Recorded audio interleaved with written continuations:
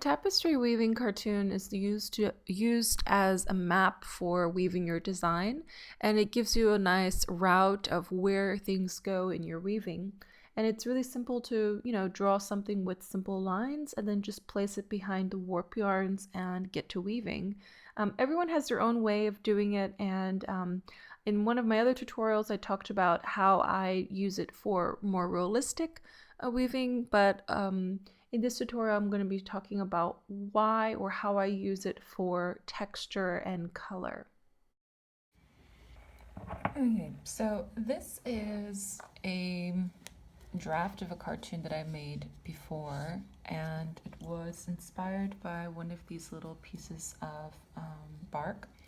And what I really liked about this was the texture and the color. Now it's hard to draw texture on something, but what I did here was outline, I'll put this here. What I did here was to outline what textures I want in which areas. So although this here has nothing to do with the shape and the flow here, I'm inspired by the different shapes and the colors here. Okay, so here there's lots of organic shapes. Here you can see lots of curves, lots of different indentions or panel, like flat parts here. And I find this very interesting. Or the movement here of the swerving, it's very organic, natural, and I find it just so beautiful. Now, yeah, so what I've done here, and this is, I wanted to show this. So I divided this cartoon into two different, or at least this draft of cartooning, my process here. I've done this by sectioning out these curves.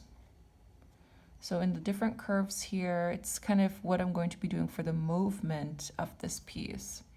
Okay. Now the next thing I saw was about the texture. So first I drew out the shape. And then the next thing I did was, the shape and the movement, right? Again, I like those curves that I saw in this piece here. So I just drew them out into this square here. This is just like a sketch. Next, what I did was I thought about where do I want to put the texture of this? How is it going to show off this curve and the colors that I want?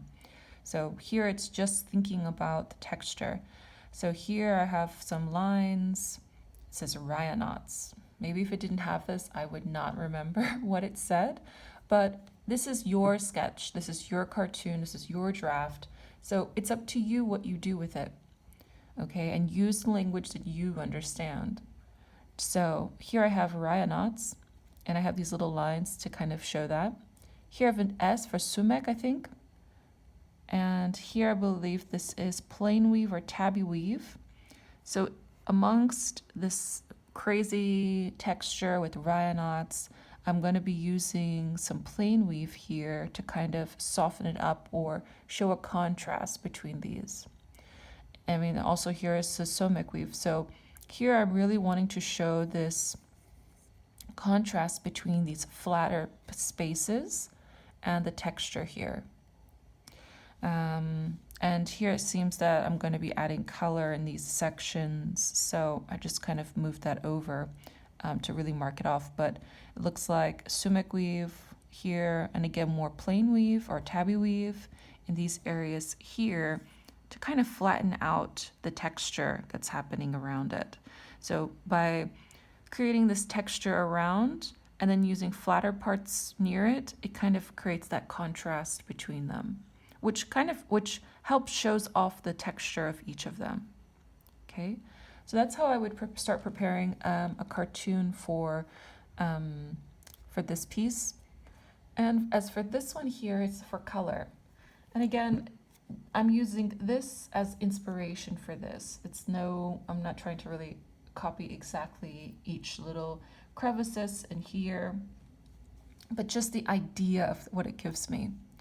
Here we have a nice concentration of earth colors, right? We have this really deep deep green, and then we have like a lighter deep green in the middle to really pop out these two colors. We also see here a mixture of yellows and greens to kind of show like, okay, when I'm doing these Soumik weaves, that I'm going to have a mixture. Maybe I'll have one row of Soumik, one row of green, or maybe I'm going to have a mixture of yarns in a hand and start doing Soumik with them.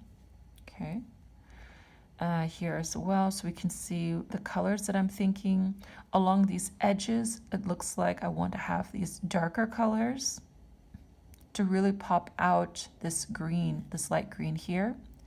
And it looks like here will be lighter, right? So it's helping to show the movements.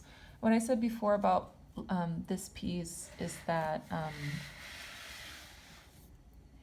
the thing with this piece is that you can see those little nooks and crannies in the movement here.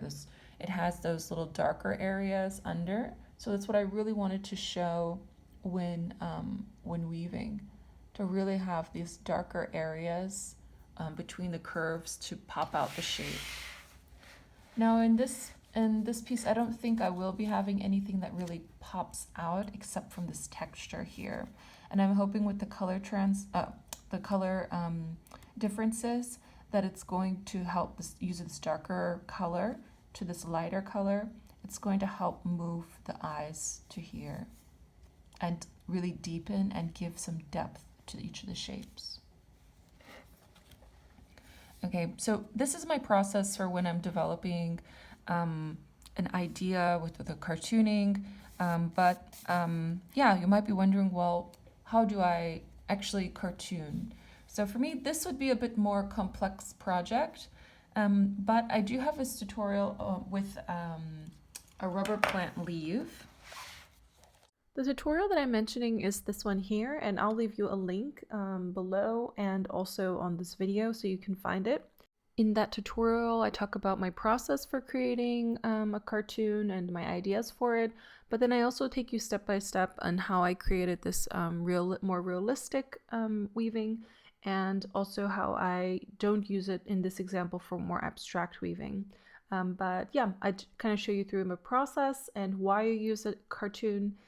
So yeah, please check it out if you are interested.